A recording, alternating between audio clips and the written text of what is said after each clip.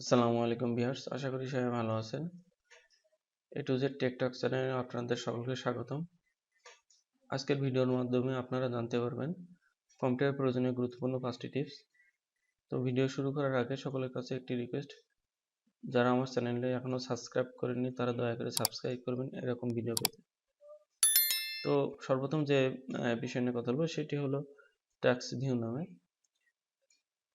আপনারা এটার ব্যবহার হচ্ছে, আপনারা হয়তো মনে করেন যে কম্পিউটারে আপনি কোনো কাজ করছেন, সেগুলো এমন সব কাজগুলো এমন মিনিমাইজ করে রেখেছেন। তো আপনি নতুন অন্য একজন যদি চালাতে চায়, যে আপনি চান না যে সে কাজগুলো দেখুক, তার জন্য একটি নতুন ডেস্কটপ ক্রিয়েট করে দিবেন, যাতে সেই কাজগুলো শো করবে না। এগুলো হাইড করে নতুন একটা ডেস্কটপ, আবার চাইলে সেই আপনার পুরোনো কাজগুলো আপনি আবার দেখতে পারবেন। এটি হচ্ছে অনেকটা কোনো ব্রাউজারের নিউ ট্যাব ওপেন করে যেভাবে আমরা বিভিন্ন লিঙ্কে প্রবেশ করি।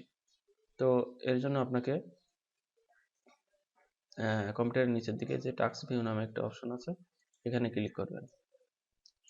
এখানে ক্লিক করে দেখবেন যে আমি রিসেন্টলি যা যা কাজ করেছি সেখানে এভাবে সব সেভ হয়ে আছে। আমি চাইলে সেখানে ক্লিক করলে সে কাজগুলোতে প্রবেশ করতে পারি। তো এখানে আমি অলরেডি কয়েকটা ক্রিয়েট করা ছিল। এখন নতুন একটা ডেস্কটপ ক্রিয়েট করার জন্য নিউ ডেস্কটপে ক্লিক করব।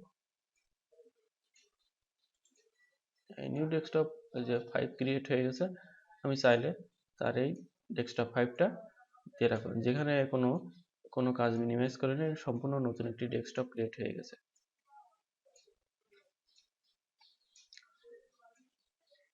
তারপরে যে বিষয় নিয়ে কথা বলবো সেটি হলো কিভাবে আলাদা আলাদা করে কপি করা যায়। আপনারা জানেন যে আমরা সাধারণত কপি পেস্ট মোটামুটি সবাই জানি কিভাবে কপি করতে হয়। কন্ট্রোল পি সি হিসেবে কপি, তারপর কন্ট্রোল ভি হিসেবে পেস্ট। তো কপি পেস্টের ক্ষেত্রে সাধারণভাবে কপি পেস্ট করতে গেলে আমাদের সর্বশেষ যেটা আমরা কপি করেছি সেটাই পেস্ট হয়। তবে আপনারা চাইলে আপনার কপিকৃত আইটেম যতগুলো আছে, যা সবগুলো আপনি দেখতে পাবেন এবং সেগুলো প্রয়োজন মতো নিতে পারবেন। তো এখানে আমি দেখানোর জন্য আমি একটা ওয়ার্ড লিখছি।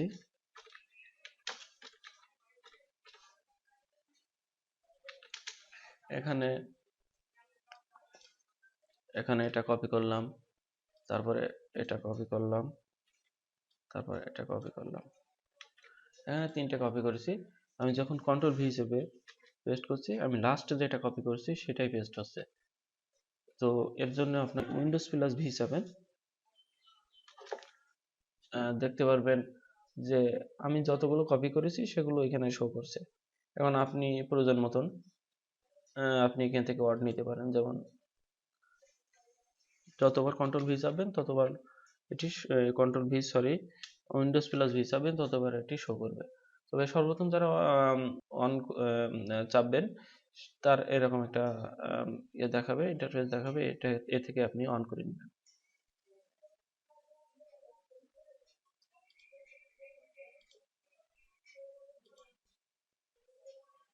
দ্বিতীয় যে বিষয় নিয়ে কথা বলবো সেটি হলো স্টেপ রেকর্ডার।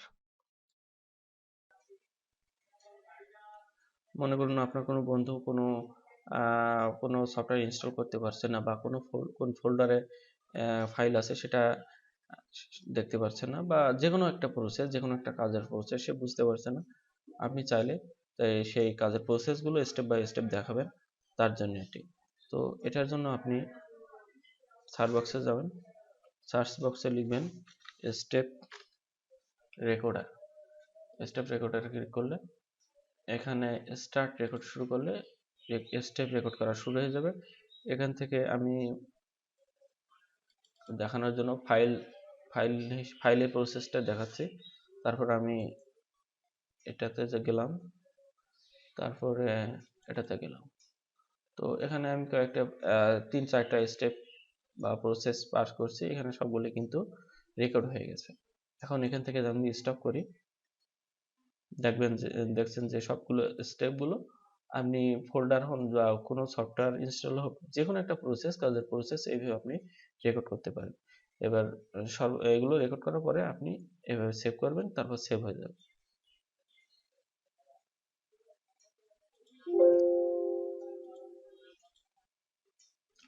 চতুর্থ যে বিষয় নিয়ে কথা বলবো সেটি হলো আমরা অনেক সময় কোনো ফাইল প্রিভিউ করার জন্য কি করি, আমরা ডবল ক্লিক করে সেই ফাইলটা ওপেন করি, তারপরে রিভিউ করি। বিশেষ করে এটি খুবই ঝামেলাপূর্ণ হয় যখন আমরা কোনো পিডিএফ ফাইলের ক্ষেত্রে অনেক ছবি বা কিছু হয়তো প্রিভিউ হয়, কিন্তু যেগুলো পিডিএফ ফাইল বা কোনো ডক ফাইল সেগুলো হচ্ছে আমার ওপেন করতে হয়। তো আপনি চাইলে কিন্তু এগুলো ওপেন না করেও আপনি দেখতে পারবেন। এর জন্য আপনাকে, আমি যখন একটা ফোল্ডারে যাচ্ছি, ফোল্ডারে গিয়ে আমার অলরেডি এটা ওপেন করা আছে, এই জন্য এটা দেখাচ্ছে। আপনি এটা ওপেন করার জন্য আল্টা প্লাস পি চাপবেন। আল্টা প্লাস পি চাপলে এমন একটা ডান সাইডে এমন একটা ফাঁকা জায়গা তৈরি হবে। তারপরে এমন একটা জায়গা তৈরি হলে বুঝতে পারবেন যে আপনার এই সেটিংটা অন হয়ে গেছে। তো এখানে আমি পিডিএফ ফাইলগুলো দেখছেন যে দেখা যাচ্ছে না, তবে আমি যদি একটা ক্লিক করি, ডবল ক্লিক না করে কিন্তু এটা রিভিউ করতে পারবেন।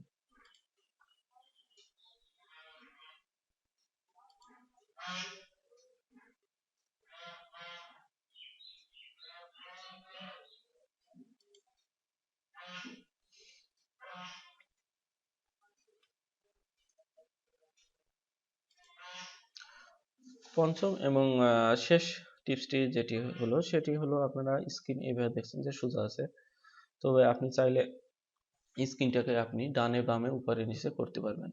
তো এটার জন্য আপনাকে কন্ট্রোল আল্টা একসাথে চেপে ধরে আপনার ডান সাইডে যে অ্যারো কি আছে তীর মতো চারটা, সেটার আপনি নিচে চাপলে নিচে হয়ে যাবে, তারপরে ডানে চাপলে ডানে হয়ে যাবে, বামে চাপলে বামে হয়ে যাবে। এটা স্ক্রিনে শো করছে না যেহেতু এটি স্ক্রিন রেকর্ডার দিয়ে রেকর্ড করা, কিন্তু আপনারা এগুলো চাপলে, এই কিবোর্ড থেকে এগুলো চাপলে আপনারা স্ক্রিন রোটেশন করতে পারবেন। মোটামুটি এই ছিল আজকের 5টি টিপস। ভিডিওটি ভালো লাগলে লাইক, কমেন্ট, শেয়ার করবেন এবং চ্যানেলটিতে সাবস্ক্রাইব করবেন। ধন্যবাদ।